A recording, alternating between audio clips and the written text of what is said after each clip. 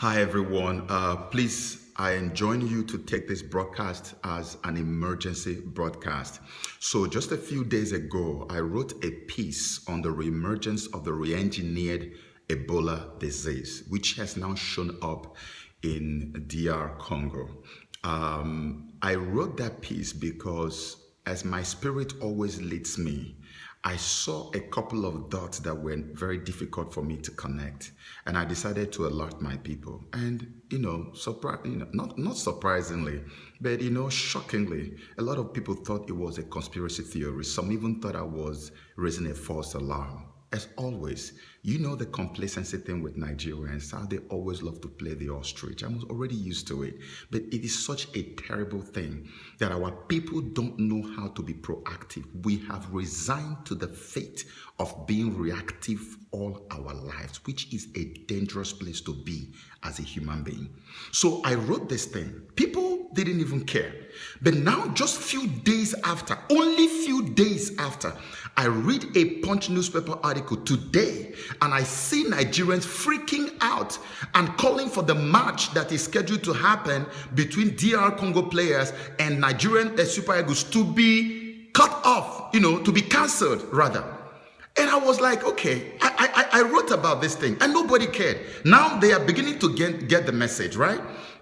My question is this. I always like to ask some important questions because, we have not forgotten Patrick Sawyer. Do you remember Patrick Sawyer, the Liberian guy who flew into Lagos and who is now being regarded as a bioterrorist, who intentionally came, according to report, intentionally came to spread the Ebola disease and then die with many people. He didn't want to die alone.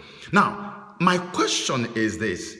Why do we have these crazy coincidences that are just too good to be true, too good to be real?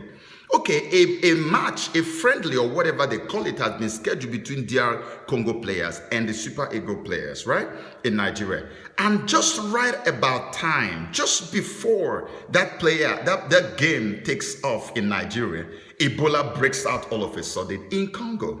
And just like they are still trying to check whether it's Ebola or not Ebola, before you know it, more deaths have been recorded. Before you know it, it's already an emergency situation. Before you know it, they've started administering vaccines. And the vaccines being administered just when it has become a major national emergency, it's at that time that the DR Congo players are going, by the time they come, I think it's on May 28th that the game is supposed to happen in Port Harcourt or somewhere, or Calabar.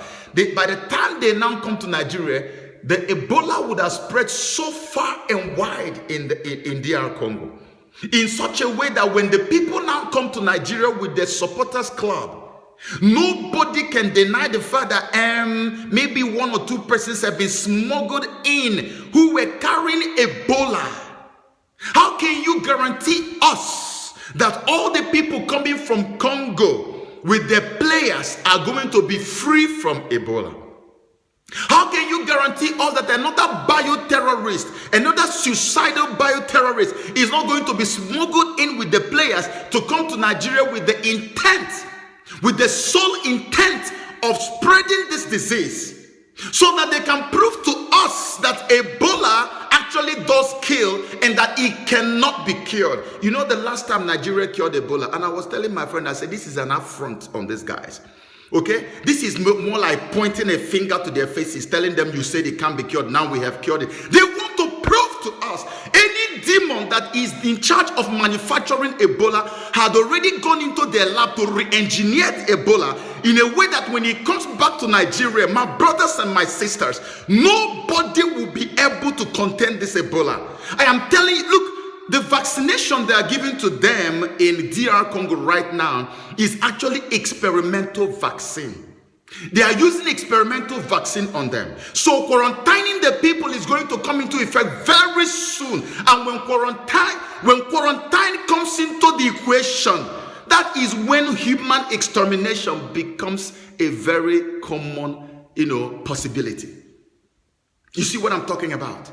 So they now come and go to play in the south of Nigeria, and then they suddenly tell us that, oh, there was, we were expecting it, that's why we were prepared. And there was one guy who snuck in, and then he carried it and he touched another person. Before you know it, the whole south of Nigeria is quarantined, and they let you know that everywhere is infected. So we have to quarantine everybody. You will see activity will come to a permanent halt in the southeast and south of Nigeria. People are scared. My question to Amaju Pinnick: do you think that the health of Nigerians is not worth the cancellation of a match that is regarded as just a common friendly? If Nigerians are freaking out and worried that this thing might be a plan to bring Ebola into Nigeria, why can't you listen and pay attention? You see, this is where I have a problem with my fellow celebrities. When issues like this come up, please let us raise our voices. Let us join our own opinion into this thing. Let's talk and speak out. This thing is a very serious matter. If Ebola enters Nigeria again, mark my words, it will be so difficult for anybody to contain it. Why shouldn't we cancel the match? Let's cancel the match. Let's cancel this match. What is he going to put into the pockets of everybody? Is the match coming to increase our economy or whatever? Let them cancel the match until our brothers and sisters have been able to contain Ebola in their country. Let us give them whatever help we can from a distance. When they have contained it and we are sure that everything is okay, then they can come and play, or they can choose a neutral location to go and play there. Why would they come to Nigeria? This is, to me, a very, very serious danger, because the moment it happens, they will come and explain it away. We say no to the match between DR Congo and Nigeria. Anybody who agrees with me, please share this video and add your own voice. Let them cancel the match.